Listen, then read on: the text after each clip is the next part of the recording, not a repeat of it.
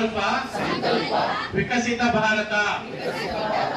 ನಾವು ಮಾಲೂರು ತಾಲೂಕಿನ ಅಬ್ಬೇನಹಳ್ಳಿ ತೋರ್ನಹಳ್ಳಿಯಲ್ಲಿ ವಿಕಸಿತ ಸಂಕಲ್ಪ ಯಾತ್ರೆಗೆ ಸಂಸದ ಎಸ್ ಮುನಿಸ್ವಾಮಿ ಚಾಲನೆ ನೀಡಿ ಮಾತನಾಡಿದರು. ಕೇಂದ್ರ ಸರ್ಕಾರ ನಾಗರಿಕರ ಅಭಿವೃದ್ಧಿಗೆ ನೂರಾರು ಯೋಜನೆಗಳನ್ನು ರೂಪಿಸಿದ್ದು ದೇಶದ ಪ್ರತಿ ಮನೆಯಲ್ಲೂ ಫಲಾನುಭವಿಗಳಾಗಿದ್ದಾರೆ.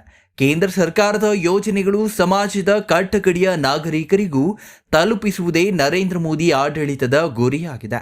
ಸರ್ಕಾರದ ಯೋಜನೆಗಳ ಸೌಲಭ್ಯ ಪಡೆದ ಫಲಾನುಭವಿಗಳನ್ನು ಸಂಘಟಿಸುವುದು, ಈ ಯೋಜನೆಗಳಿಂದ ವಂಚಿತರಾದ ಫಲಾನುಭವಿಗಳಿಗೆ ಇದರ ಸೌಲಭ್ಯ ಸಿಗುವಂತೆ ಮಾಡುವ ಈ ಕಾರ್ಯಕ್ರಮವು ಯಶಸ್ವಿಗೊಳಿಸಬೇಕಾಗಿದೆ ಎಂದರು.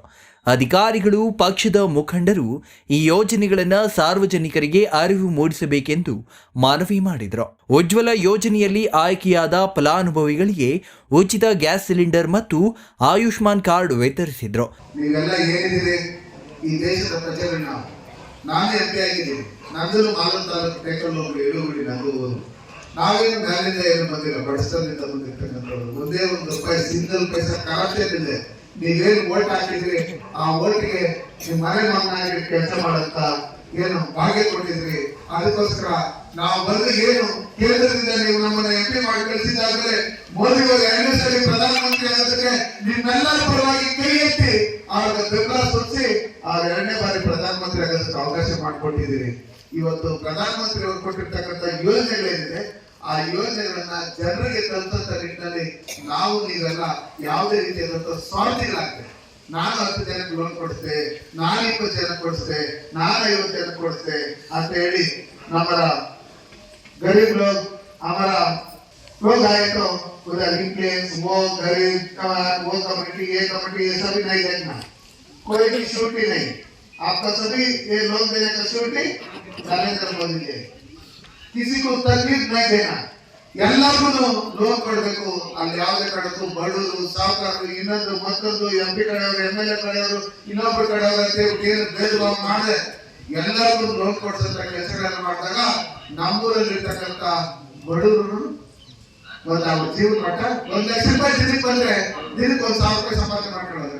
ತಿಂಗಳಿಗೆ 30,000 ರೂಪಾಯಿ ಬಂದು ಬೇಡ 20,000 ರೂಪಾಯಿ ಒಂದು ಊಟ ಮಾಡ್ತಾ ಇದ್ದಾರೆ, 2 ಹೊತ್ತು ಊಟ ಮಾಡ್ತಾ ಇದ್ದಾರೆ.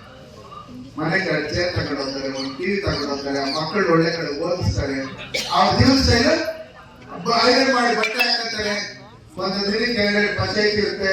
ನಾನೇನು ಅಧಿಕಾರಿಗಳಿದ್ದಾರೆ, ಏನು ನಮ್ಮ ಮುಖಂಡರಿದ್ದಾರೆ, ಊರ್ ಸೆಂಟ್ರಲ್ಲೇ ಇದನ್ನ ಊರ್ ಜನಕ್ಕೆ ಕೇಳಿಸೋದಾಗಲೇ ಮೈಕ್ಗಳು ದೊಡ್ಡ ದೊಡ್ಡದಾಗಿ ಹಾಕಿ ಈ ಸ್ಕೀಮ್ಗಳಿಗೆ ಜನಗಳಿಗೆ ಹೇಳಿ ಯಾರೇ ಗ್ಯಾಸ್ ಸಿಲಿಂಡರ್ ಇಲ್ಲ ಅಂತ ನಿಮ್ಮ ಹತ್ರ ಬಂದು ಆಧಾರ್ ಕಾರ್ಡ್, ವೋಟರ್ ಐಡಿ ಮತ್ತೆ ಬ್ಯಾಂಕ್ ಪಾಸ್ಬುಕ್ ಅವ್ರು ಫೋಟೋ ಕೊಟ್ರೆ 2 ದಿವಸದಲ್ಲಿ ಅವ್ರಿಗೆ ಫ್ರೀಯಾಗಿ ಗ್ಯಾಸ್ ಕೊಡಬೇಕು. 2 ದಿವಸದಲ್ಲಿ.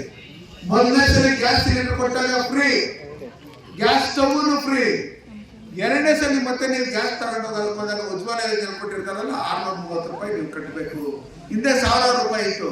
ಬರ್ತಾ ಬರ್ತಾ ರೇಟ್ ಲಿಂಕ್ ಆಗ್ತಾ ಇದೆ. ಮೋದಿ ಅವರು ಪ್ರಧಾನಮಂತ್ರಿ ಆಗಿದ್ದಾದ್ಮೇಲೆ ಡೌನ್ ಆಗ್ತಾ ಇದೆ. ಅದಕ್ಕೋಸ್ಕರ ಯಾರು ಇನ್ನೊಂದು ಮತ್ತೊಂದು ಅಂತ ಅವ್ರು ಓದು ಬರಹ ಗೊತ್ತಿಲ್ಲ ಅಂದ್ರೂ ಆ ಡಾಕ್ಯುಮೆಂಟ್ಸ್ ಎತ್ಕೊಂಡ್ಬರೋದಕ್ಕೆ ನೀವು ಹಳ್ಳಿಗೂ ನಿಮ್ಮ ಹುಡುಗರನ್ನ ಕಳಿಸಿ ಅಲ್ಲೊಂದು ಬ್ಯಾನರ್ ಹಾಕಿ ಒಂದು ಹಳ್ಳಿಯಲ್ಲಿ ಅಲ್ಲಿ ಲೀಡರ್ ಕೇಳಿ, ಗ್ರಾಮ ಪಂಚಾಯತ್ ಮೆಂಬರ್ ಕೇಳಿ, ಅಲ್ಲಿ ಒಂದು 2 ಅವರ್ 3 ಅವರ್ ಇದ್ದು ಅರ್ಜಿಗಳೆಲ್ಲ ಕಲೆಕ್ಟ್ ಮಾಡ್ಕೊಂಡು ಮತ್ತೆ ಆ ಊರಲ್ಲಿ ಹೋಗಿ ಅಲ್ಲೇ ಟೇಬಲ್ ಹಾಕೊಂಡು ನಿಮ್ಮ ಗಾಡಿಗಳಲ್ಲಿ ಸಿಲಿಂಡರ್ ಎತ್ಕೊಂಡೋಗಿ ಕೊಡಬೇಕು. ಏನಮ್ಮ ನಿಮ್ಗೂ ಗ್ಯಾಸ್ ಸಿಲಿಂಡರ್ ಜಾಸ್ತಿ ಆಗ್ಬೇಕು, ನಮ್ ಜನಕ್ಕೂ ಅನುಕೂಲ ಆಗ್ಬೇಕು. ಆ ನಿಟ್ಟಿನಲ್ಲಿ ನಾವು ನೀವೆಲ್ಲ ಸೇರಿ ಕೆಲಸ ಮಾಡೋಣ. ಈ ಕಾರ್ಯಕ್ರಮದಲ್ಲಿ ಭಾಗವಹಿಸಿರ್ತಕ್ಕಂಥ ಎಲ್ಲ ಮುಖಂಡಗಳು, ಎಲ್ಲ ನಾಯಕ ಪ್ರತಿನಿಧಿಗಳು, ನಮ್ಮ ದಿಶಾ ಕಮಿಟಿ ಸದಸ್ಯರಾದಂಥ ಸೂರ್ಯನಾರಾಯಣ ಅವರು, ಗ್ರಾಮ ಪಂಚಾಯಿತಿ ಅಧ್ಯಕ್ಷೆ ಜಮುನಾಬಾಯಿ, PDO ರಾಘವೇಂದ್ರ ರಾವ್, ಮಂಜುನಾಥ್, ರಾಮಂಜಿ, ಶ್ರೀಧರ್ ರೆಡ್ಡಿ, ಶ್ರೀನಿವಾಸ್ ಇನ್ನೂ ಹಲವರು ಕಾರ್ಯಕ್ರಮದಲ್ಲಿ ಪಾಲ್ಗೊಂಡಿದ್ದರು. MP Prakash, CTV news, Malur.